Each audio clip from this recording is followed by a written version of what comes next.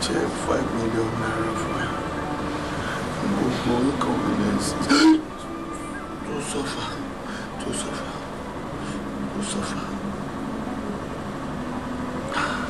Joe.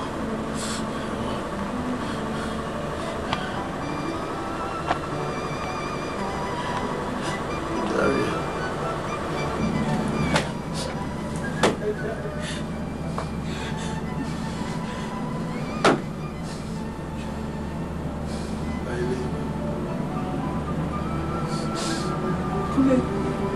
You're telling me anywhere. What are you going to do? It's here, you're in trouble. Up my one side.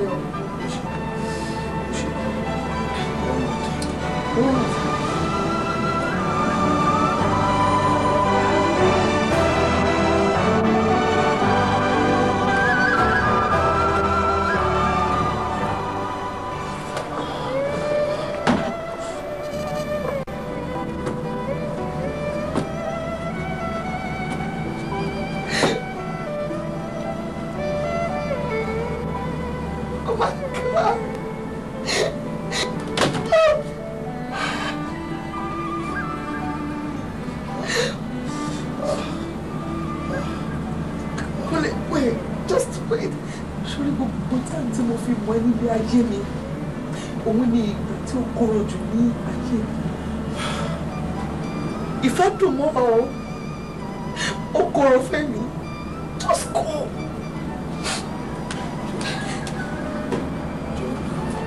Hello, tí ọlọ́pàá máa bá ẹni bá yẹ trouble.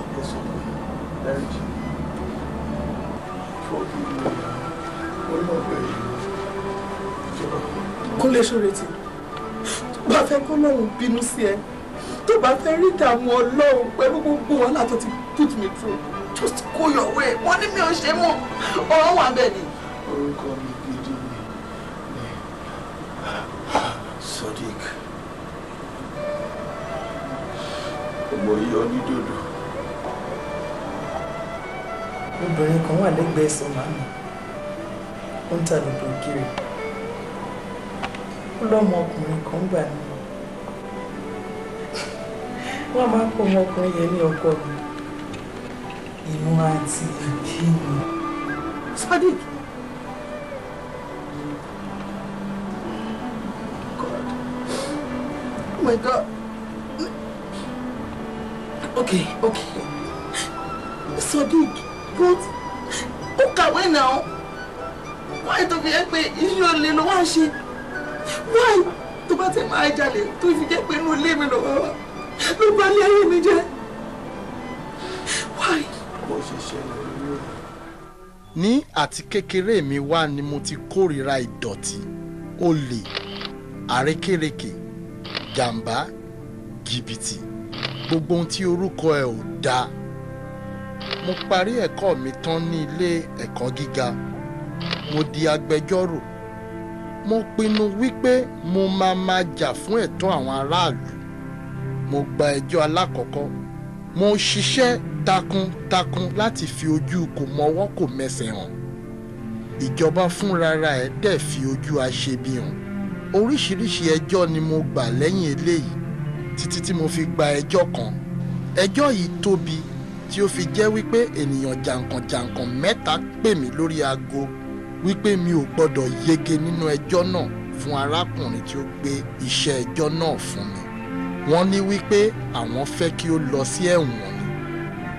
Ṣé màá wá jẹ́ kí ẹni tí kò mọwọ́ mẹsẹ̀ lọ sí ẹ̀wọ̀n bí? Mo kọ̀ jálẹ̀, wọ́n dẹ̀ ní màá rí. Mo gba ẹjọ́ náà. Adájọ́ dá ẹni tí mo gba iṣẹ́ lọ́wọ́ rẹ̀ láre. Inú mi dùn. Lẹ́yìn ọjọ́ mẹ́ta, mo ṣiṣẹ́ di alẹ́ ní ọ́fíìsì mi. Ó rẹ̀ mí, gbogbo ọrùn ro mí. Mo pa ilẹ̀ àwọn ẹrù mi mọ́, ó di ilé. Bí mo ti ń dé ilé, mo bá ilẹ̀kùn tí ó ṣí gbalasa. Mo sá eré wọ ilé. Mo bá bàbá tí ó bí mi lọ́mọ tí ó ti kú sí ilẹ̀. Láìpẹ́, ìyá mi wọ́ jáde nínú yàrá. Ìyá mi gbìyànjú àti sọ̀rọ̀ ẹni tí ó ṣe iṣẹ́ yìí, àmọ́ ikú yára ju ìyá mi lọ.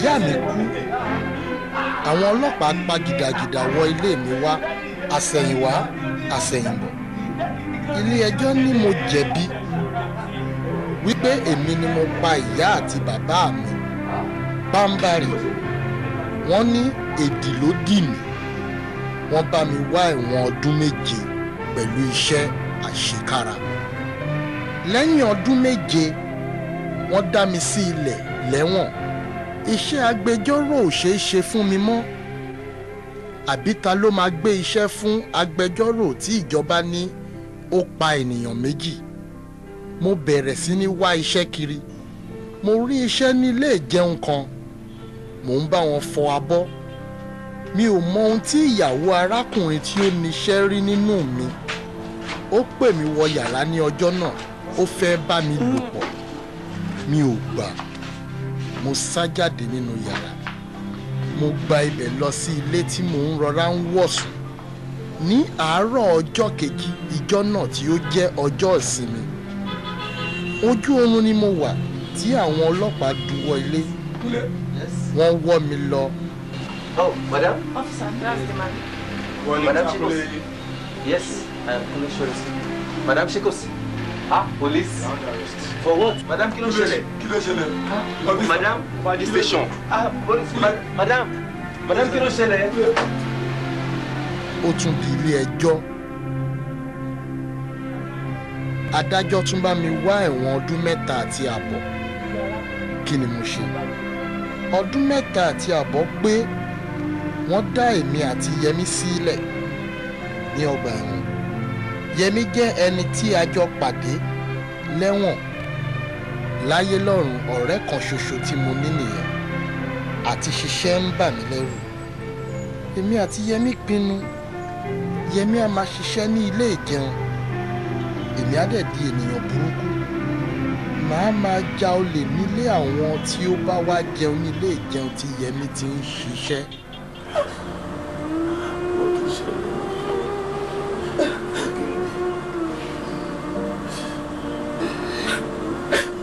Ọlọ́run forgive God me. Mo ti dárí díẹ̀ since tó ti return gbogbo nǹkan tó kó lé mi.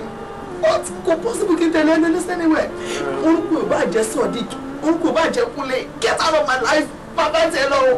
Tó bá jẹ́ kọ́ lọ́wọ́ bínú sẹ́, tó bá fẹ́ kọ́ lọ́wọ́ bínú sẹ́, má bá tẹ lọ. It's over. Read my lips. It's over.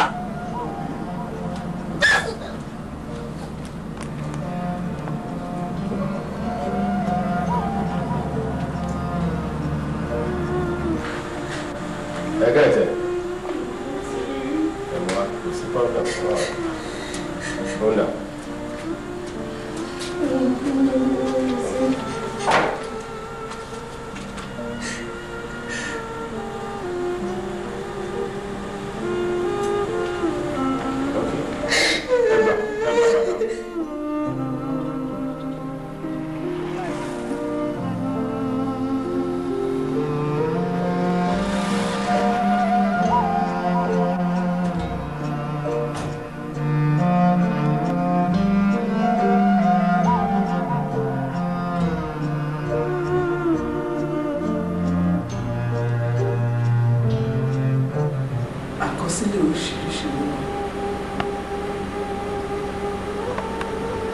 Àkọsílẹ̀ ní máa ń dùn mí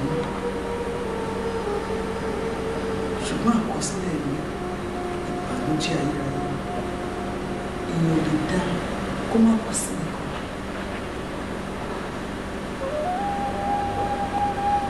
Kíní kan tó bá àjàmú ẹ̀jẹ̀ ni pé kì í gbélé.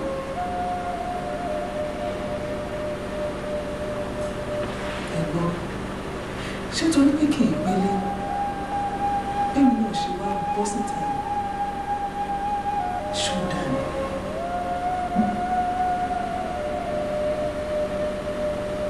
Mo ti tọ́ ìfẹ́ wò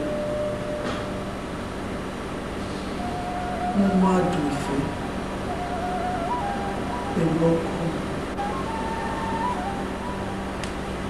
mo wá fi sókè kí n bàdìjẹ́ mo kọ́ gbogbo. Báwo mo ṣe fẹ́ dáríjì ara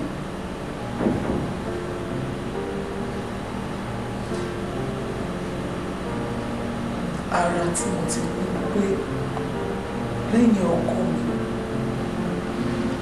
kò sẹ́dá ọlọ́run kan tó tún máa